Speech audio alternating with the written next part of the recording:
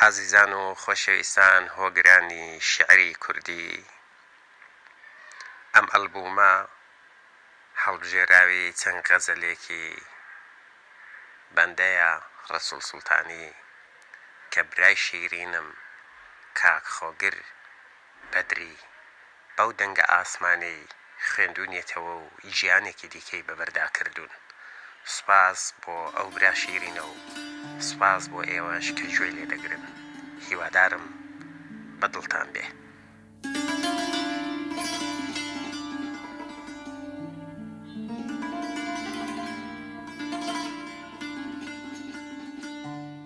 دیوانی ڕەسوول سوڵتانی.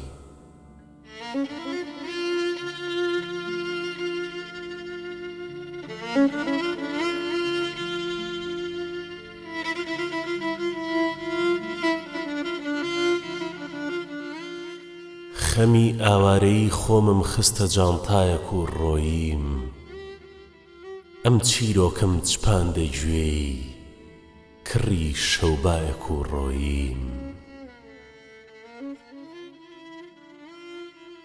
ئێوارەیەک لەگەڵ ئێش و ژان و خەما لەدایک بووم، گریانی خۆم خستە دووتوێی سڕی سەودایەک و ڕۆییم.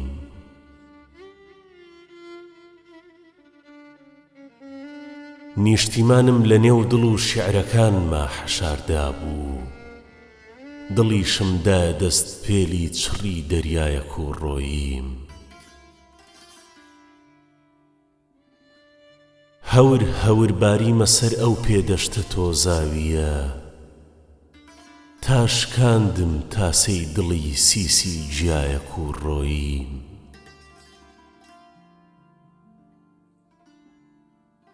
هەقایەتی پەشیمانیم لە سەنگەر و چیا دەبیست، گریام لەگەڵ بەرد بە بەردی شاخ و چیایەک و ڕۆییم. چاوم لێک مۆڕ دەبوونەوە و پەنجەکانم لێک ڕادەسان، حەزەکانمم ناشت و ئیتر نەمما تەمایەک و ڕۆییم.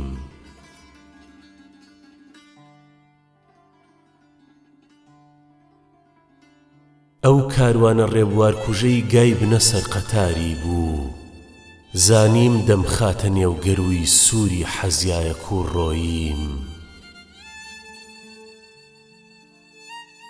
نە باوەڕم باستێرە و مانگە، نە تیشکی خۆرە تاو، وا بوومە دواتر و سکایی کزی چرایەک و ڕۆییم.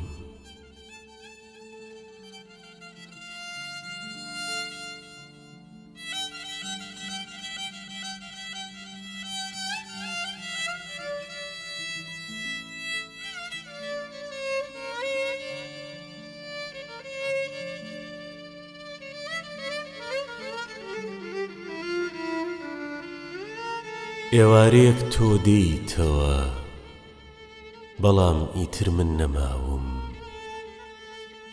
بوومەتەوە خەون و خەیاڵ وەکو خەیاڵاتی خاوم.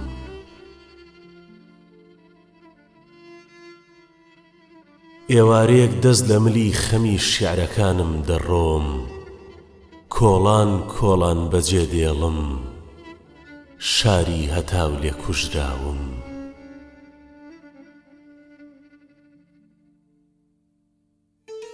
دەبارێمە سەر پێدەشتی فەرامۆشی و بۆ هەمیشە تێکەڵی دەریایەک دەبم، دەمێک ساڵە دەوری داوم. تۆ دێیتەوە و نەبۆنی من ماو نەناو دەنجی من، بۆم مەگەڕێ لە نێو لەپی حەسرەتی ماچێ نێژراوم. مەرگ دەبێ فریام کەوێ، ژین تەنجی پێ هەڵچنیوم، مێروستانی پەژارێک دەمی لە نێو ڕۆحی ناوم. ئاگر بکەوێتە هەر شوێنێ ئاوی پێدا دەکەن، بەڵام لە نێو ڕووباری دیدەمە گڕگرتووی نێو چەم و ئاوم.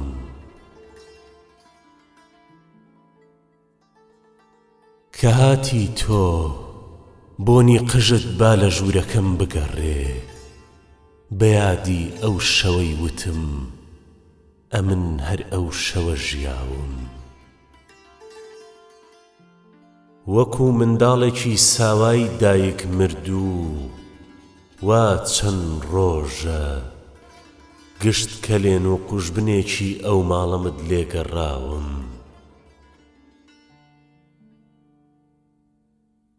تا دەیتەوە کەس لەم شارە ناوی منی بیر نەماوە، بۆیە دەڵێم وەرە هەتا هەناسەم دێ و نەفەوتاوم.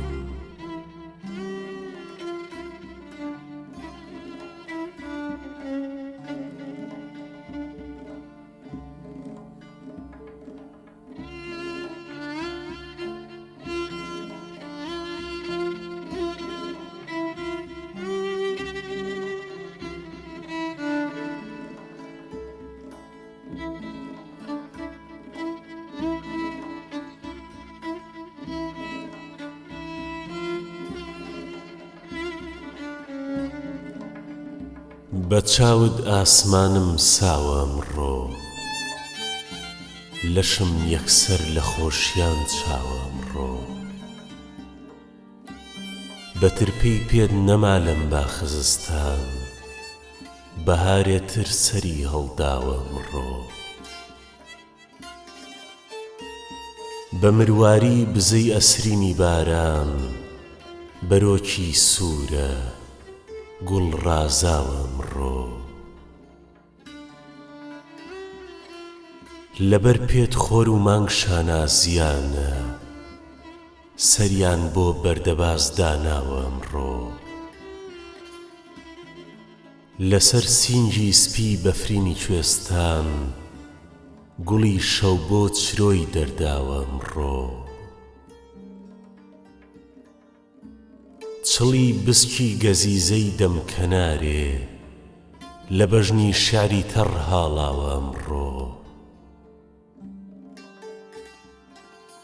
تریفەی مانگی داوەت کرد شلێرە، دیاری بۆ هەتاو هێناوە ئەمڕۆ.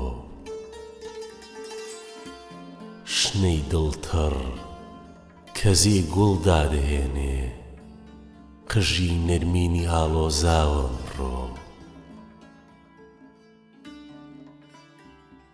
لە ئاسکی هەستی ناسکی من مەپرسن، کە گیراوە بەیەک هەوداوە ئەمڕۆ. لە شیرینی ژیانی پڕ لە تاڵیم، گوڵم هەر ئەشقی تۆم پێماوە ئەمڕۆ. لەسەر گوڵ هەڵدەنیشێ پەڕپەڕۆکێ، کە تەلبەندی سنووری شکاوە ئەمڕۆ. لە ئەسرینی چەمی هەڵبەستەکانم، کەزی گشتی خەیاڵم خاوە ئەمڕۆ. لە سای پەخشانی کەزیەت شێعری دڵتەڕ، ڕەدیف و قافیەی شێواوە ئەمڕۆ. بە شانازی تەوێڵی لێدەساوم لە هەر جێیەک کە پێت داناوە ئەمڕۆ.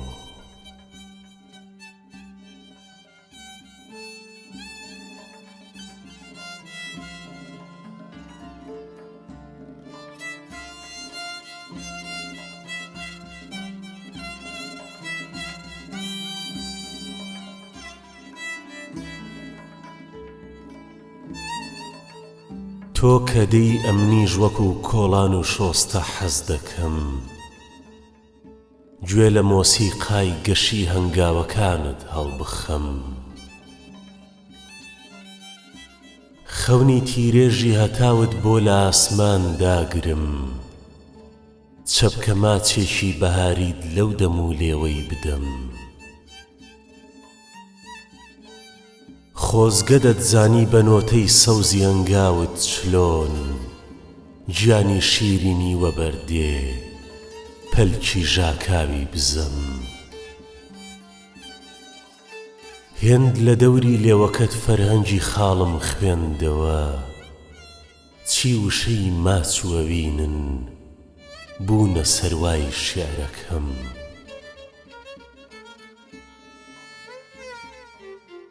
خۆزگە بەو دەرزیلەی وا زێرەوانی سینەتە، ڕۆژ و شەو چاوی لە تۆیە ئیرەیی چۆن پێنەبەم.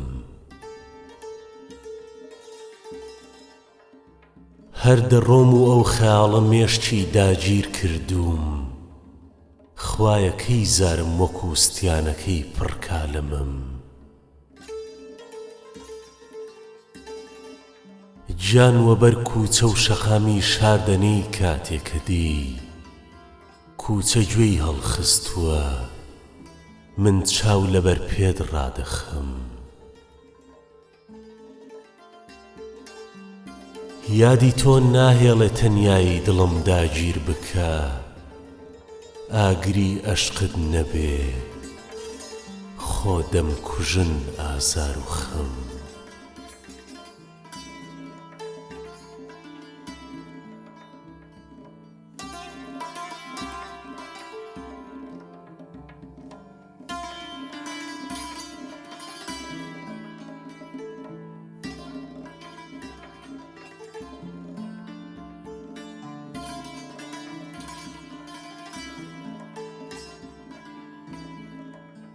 ماچی لێوت کە دەکەم بۆنی عاشق دێ لە دڵم، کە بڕۆی دووکەڵ و بۆسۆیە هەڵەستێ لە دڵم. تۆ خەیاڵیشت ئەگەر تێپەڕێ بەو کووچێدا، پێدەزانێ لە خەوی شابێ نەڵێی گێ لە دڵم. تا سەبار چاوی لە ڕێت هێندە بڕی و نەشهاتی، یەکی لێبوو بە دوو لەو ساوەی تر خێ لە دڵم. بەردی ئەو شاخە دەبێ مەستووی تر دێتە سەما، چرکە ساتێکی ئەگەر بێ بگرێ گوێ لە دڵم. تۆ لە زستان و گوڕەی بەستەڵەکا بێی بۆلام، ئەوی خونچەی حەز و ئاواتە دەپشتوێ لە دڵم. واژە بوژاوەتەوە بۆیە دەزانم هەردێی، چوو زەرەی داوە حەزوو ئێستە دەبزوێ لە دڵم. دڵ بە ئاواتی خەوی باوەشی تۆ زیندوویە، خۆ دەنا زوو دەمرێ و شوشێ دەشکێ لە دڵم. ئەو تەزوی عەشقە لە جێژوانی یەکەم پێم داهات، تاکو ئەو ڕۆژە دەژیم ئەستەمە دەرچێ لە دڵم. لێرە لافاوێ بە فرمێسکی چەمم هەستاوە، بۆ ئەوەی تەڕ نەبێ داوێنت بنێ پێ لە دڵم. بەردی ئەو نایە کە ئەنگاوتمی وای چڕژاندم، تا هەتا خوێنی خەمی ئەو دەمە دەتچێ لە دڵم. بوومە کۆگای خەمی ئەم چاخە دەپاڕێمەوە لێی، خوایە زوو بێت و لە سای ئاگرێ بەربێ لە دڵم. وا لەسەر ڕێتە هەتا پێیەکی دانەی لەسەری، بەوە شاگەشکە دەبێ زوو وەرە بیشێ لە دڵم.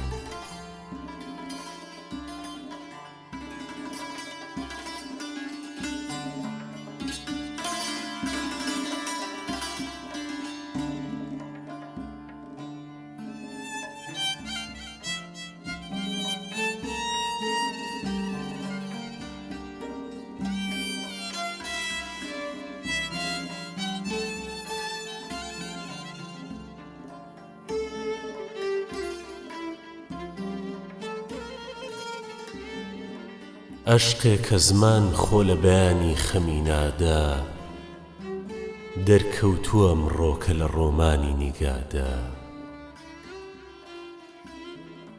کەس نەیدی ژوانی من و ئەستێرە لە شەودا نامەیش نەبوو رازی گەلاوێژی بەبادا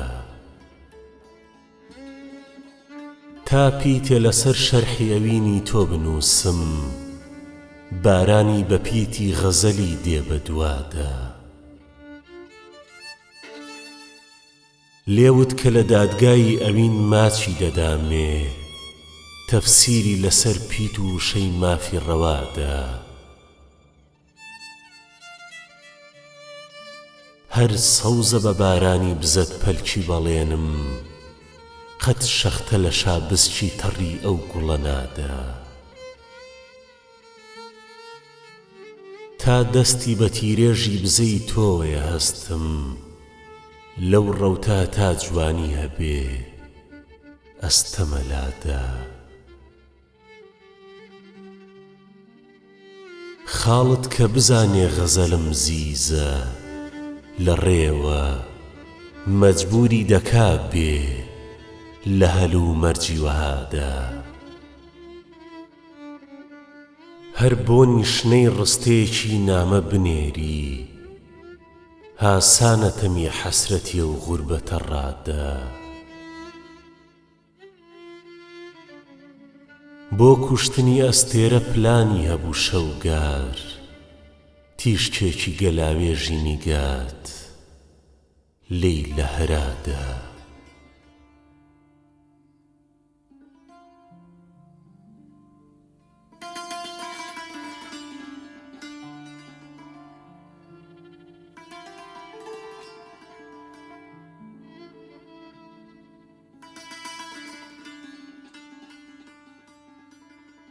دوێ شەوێ بێتۆ لە نێو ئازاری خەم تاوێنەوە چۆمی فرمێسکم بە خوڕ ئەڕژایە نێو داوێنەوە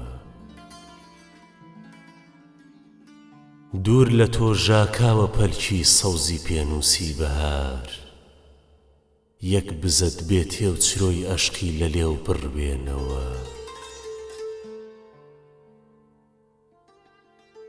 چەم کەنۆتەی هاتنی پێڵاوی تۆی بەرگوێکەوێ قەولە سەد ماچی شەپۆلی بداتە دەم بەستێنەوە من لە سایی لێوی تۆوە حورمەتی خاڵم دەگرت هیچ لە چاویدا نییە جارێوە بیری بێنەوە گەر لە ڕێی ئەشقا دڵم چڕژاوە هیچ قەیدی نییە جاروبار بەور دەماچە بۆمی تێ هەڵبێنەوە بوونەتە حاجی خەیاڵ و هەست و بیر و عەقڵی من چونکە شێتانە لە دەوری خاڵ و مەم دەخولێنەوە دوێنێ ماچێکم لە کانی لێوەکانی تۆ دزی حەز دەکەم لێی خۆش نەبی بە زیادەوە بیستێنەوە سڕ بووە زمان و نیگا نامەی ئەوین دێنێ و دەبا رازیم عیشقە لە چیرۆکی چەمم بخوێنەوە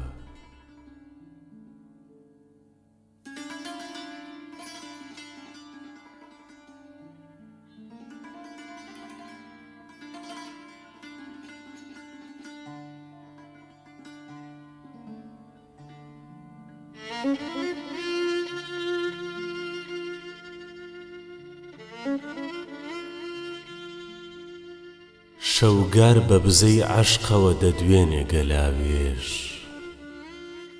خونچەی غەزەلی تاسە دەپشکوێنێ گەلاوێژ بیستومە بەگوێی مانگە شەو و شار و شەقامە چیرۆکی ئەوینداری دەچرپێنێ گەلاوێژ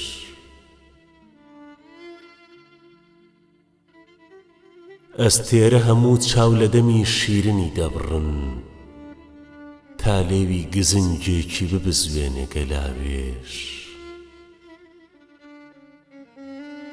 شەرحی غەزەلی خاڵی بە من ناکرێت چ بکەم، بەو تیشکە زمانی وشە دەشکێنێ گەلاوێش.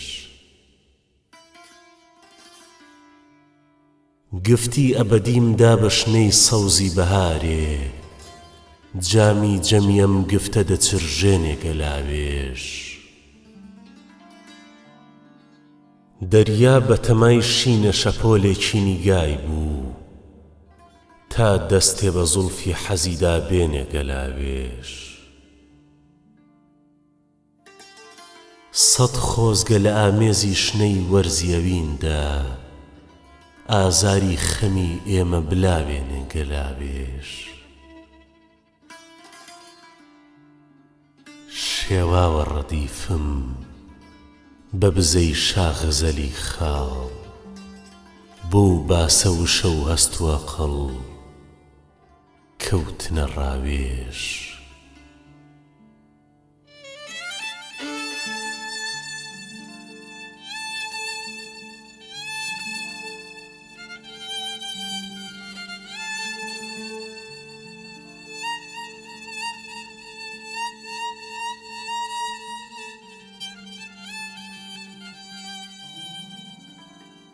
تا لەسەر سینەت بووە خەرمانیەگری جەت بڵاو، موو بە مووی جەستەم لە تاوان بۆ تەماشای بۆتە چاو. من بە هەڵبەستم دەگوت باسی ئەوینی تۆ نەکەن، دیم وشەی ئەسرینی ڕوونم ڕازیەشتیدا لە قاو. چاوی تۆ زانکۆی ئەوینە، بۆیە دەرناچێ دڵم، مەمکی تۆ دوو کۆترن سەد ڕاوچیان خستۆتە داو. تاڵە تیشکێکی بزەد لەو لێوە دەرکەوت دوێشەوێ، تا بەیانی مەست و سەرخۆش پێکەنین مانگ و هەتاو.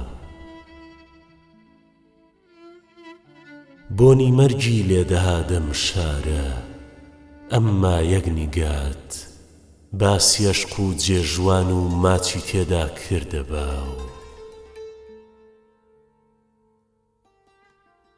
هێندە تا مەزرۆمەمی تورتی چرۆی دەمژی بەهار، کانی زاری پڕ لە ئاو و جێژ و حەیران بوو شەتاو.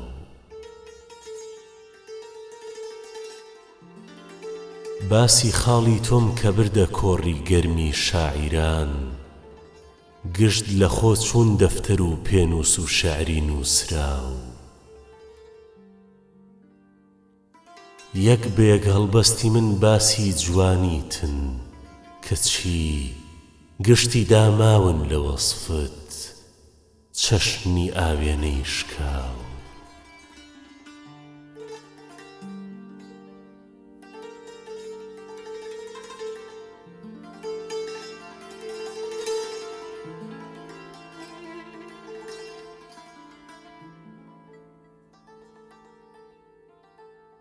بەیانی عەشقە تیشکی نیگای هەتا و ساوی، کە دەرکەوت لە ئاسۆی تاریکی هەوری خاوی. لە ئاوێنەی هەتاوە ئەوەندە سەیری خۆی کرد، دڵی تەقیوە تیرێش لە تیشکاوێژی چاوی. قومێ لە ماچی لێوم بداتێ دادەمرچێم، دوور ناکەوێ ئیتر لێم بەهاری سەوزی لاوی. بۆوەی نەژاکێ پەلکی بزەی سەوز لە لێوی، لە فرمێسکی غەزەلدا حەشارم داوە ناوی. دوومەمکی ڕاوکەریوی چ شێوە کۆترێکن، کە دڵ نەجاتی نابێ لە جەغزی داو ڕاوی. دڵی چڕژاوی شێعری خەمینی ڕاز دەڵێنم، بە ماچێت چارە دەکرێ لەگەڵ قەولی شکاوی.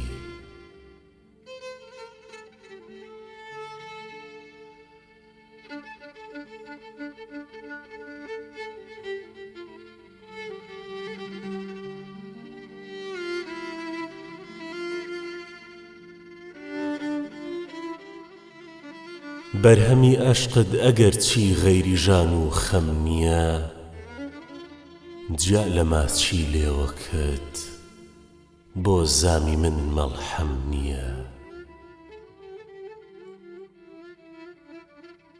چۆمی ڕۆندک جیا لە تۆ وێنەی لە چاومدا نەهێشت، بۆیە کەس وەک خۆت بە دیدەی شیعری من مەحرەم نییە.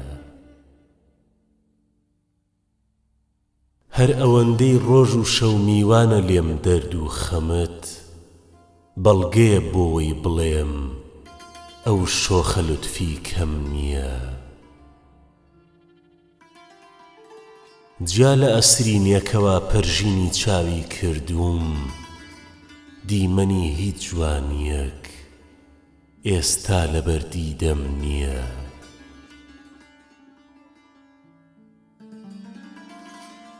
شادە دڵ چونکی وتوتە ئەیکوژم گەر بێتە لام، دێتە لات هەرچەندە لەم بڕیارە خاتر جەم نییە.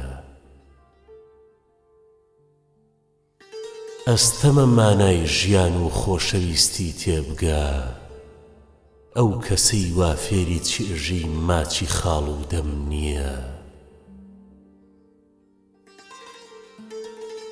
عەقلی شاعیر خۆی وەباڵی گەردنی کێشا، وتی هیچ حەجێ خێری بە ئەندازەی تەوافی مەم نییە.